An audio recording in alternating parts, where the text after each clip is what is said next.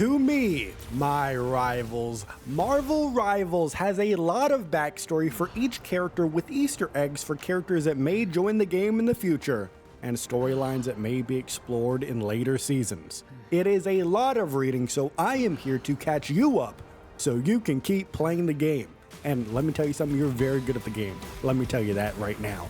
Welcome to yet another episode of our Marvel Rivals lore series, where this time we learn how Ororo Munroe, the X-Men known as Storm, became a rival. And we are covering Storm on this episode because it was suggested by Zero Pointless, Turret Guy, Rodrigo Lopez, Kyle Thompson, and Justin Case in the comments of previous episodes. If you would like to suggest who we might cover next, simply leave a comment here on this video, or you could join our Discord server where you could do the same right over there. And if you would like to watch videos early, or you just want to support the channel, consider leaving a super thanks or becoming a YouTube channel member. Members get badges next to their names, access to emotes, early videos like I just mentioned, and on top of all of that, being a channel member may mean you might be the next leader of Krakoa. And with all of that said, welcome to Chapter 1, Dreamy Do. The story begins where all stories should, with Storm thinking to herself, one day they will come together in peace. Because you see, Storm, she is one of the rare mutants to serve on both the Quiet Council of Krakoa and the Great Ring of Arakko. She's been waiting very long to see the day where Krakoa and Arakko may reunite. But this reunion began in an unforeseen and catastrophic manner as she walked along Arakko's coral shoals. She was sensing something that's off. Something is wrong here. Something was amiss as the time ripples escalated into a chaotic storm. Storm was too busy. She was preoccupied by the upcoming challenges to her seat on the Great Ring that she failed to notice the atmospheric shifts. Suddenly, raindrops slowed in the middle of the air and then plummeted at an uneven speed. What in the name of the goddess? Storm whispered as clouds tore and rebuilt, revealing stars unknown to Storm. What the hell is going on? She's looking around. She doesn't know what is happening. Time is accelerating and reversing all around her. Plants grew, they flowered, and then died within moments. Trees shot skyward and decayed into soil before toppling. Krakoa and Arakko superimposed together and then violently clashed, their landmarks merging into grotesque hybrids. Storm, like the hero that she is, sees all of this happening and she decides that she must act. She needs to do something. As she makes this decision, strange particles rain down from the sky, cutting through Storm's skin, disorienting her. These aren't just physical wounds. They're tearing through my sense of existence. She gasped in pain. The islands, locked in battle, wailed physically, and the temporal storm threatened to annihilate them both. Storm begins thinking, and she quickly realizes her powers over the weather could possibly extend to controlling this temporal anomaly that is happening. So while her body is shimmered with spice-tame ripples, manifesting glimpses of an alternate Ororos, Storm says, "If this is a storm, then I can tame it." She summons her focus despite the storm's relentless assault, but slowly and surely, she guided the islands apart, diffusing their conflict with one another. And as the storm subsided, the strange particles solidified into crystals scattered across the islands.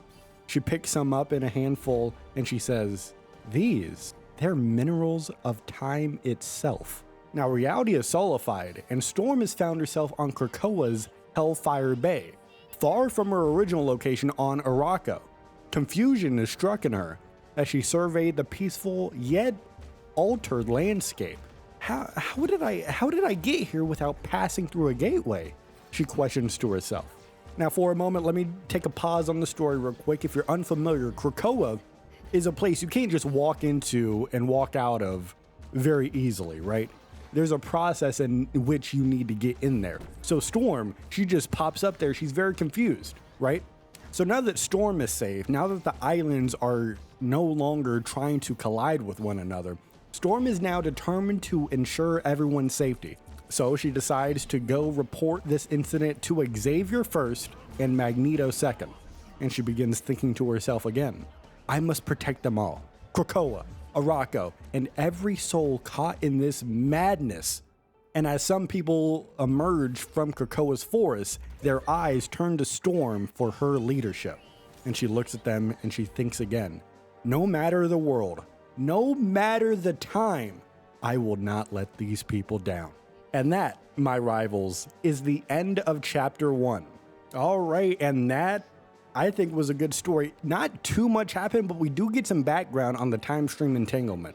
So stepping back outside the story, we know that Storm is the one who saved Krakoa. And then they don't mention it here in the story, but with other stories we have, the context clues and such, it's altered. They are now in 2099. At this point, at the end of chapter 1, Storm doesn't know this yet. So she's going to learn that either in a later story that we read or in chapter 2 of her story. So we know that. But I think the most noteworthy thing in the story so far is Professor Charles Xavier. On our last episode, when we covered Magneto, he at the end is like, hey, in the words of an old friend, to me, my X-Men, right? So that was just a brief, it's not even a mention, it's not even a reference because they didn't say Xavier's name really. It was just a nod. So if you know who the friend is, you know it's Charles Xavier. Here though, he's explicitly named. And not only that, they imply in the future he's going to have a direct participation in the story. He's going to be an actual active character. So with that in mind, oh, you know how long I've been waiting for this? Man, I am super excited. Xavier, dude. Listen, I know Blade has popped up in the stories already. He's probably going to be a playable character next, I would assume. It's kind of surprising that we're doing the Eternal Night for season 1 and he's not in it. So I'm assuming he's coming soon. But after that, man, Charles Xavier, the X-Mansion, I am ready. Let's go. Let me know in the comments what you thought of this story. What'd you like? What's your favorite part? My favorite part, like I just said, Charles Xavier. He's going to become a more permanent and involved party in these stories now, which I'm super excited about. I'm just hoping that this Charles Xavier is still alive, right? Because the Magneto story, spoilers for, volume 3 of the timeline we're going to do. This story, it's pretty clear this is going to be taking place before Magneto's story. Magneto is calling Xavier an old friend. He's not in that story. I hope Charles Xavier isn't killed in the time stream entanglement or is like lost to time. That's what I'm hoping for. But even if that's the case, Charles Xavier from a different timeline could pop up. It's all this multiverse stuff. He's not really gone, but you know what I'm saying. But that's it. That's all I got for you on this one. This is a bit of a shorter story, but we got some background on the time stream entanglement. We got some world building of Arakko. It's implied, well, not implied. It's, that island is now destroyed or lost to time at least.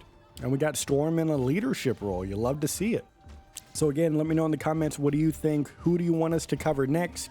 Leave a like on this video if you did enjoy it. It would help it get out to more people, grow the channel a bit. I would very much appreciate that. Also, if you're not aware, yesterday I put out an announcement for a Q&A we're about to do. If you have any questions about the lore, about the game in general, about Marvel in general, about the channel, about the videos, any questions you may have, you could go to that video, leave them in the comments. That video where I'm going to be addressing all the comments is probably coming out maybe Thursday, maybe Friday. So get those in if you have any at all. With all of that said though, of course, I thank you for watching. But even though I thank you for watching, you have to remember, you and I, we are rivals till the end. And it doesn't matter if you use your storm tropical powers to make a tree and then make it an apple tree and then make me get the apple, so I'm the modern day Johnny Appleseed, and then you kill the tree and then the tree comes up again and then it's another apple. I grab the apple again and then I am now the modern day Johnny Appleseed again. It doesn't matter if you make that tree die. It doesn't matter if you get another tree and then make it an apple. This is probably one of the worst outros I've done. I didn't know where I was going with that Johnny Appleseed joke. And thinking about it now, I probably should not even done that joke, because no joke is bigger than you. Yeah, that's right. That's you watching. You're a fucking joke. No wonder the Avengers didn't take you. Or the X-Men, and they'll fucking take anyone. I mean, you are...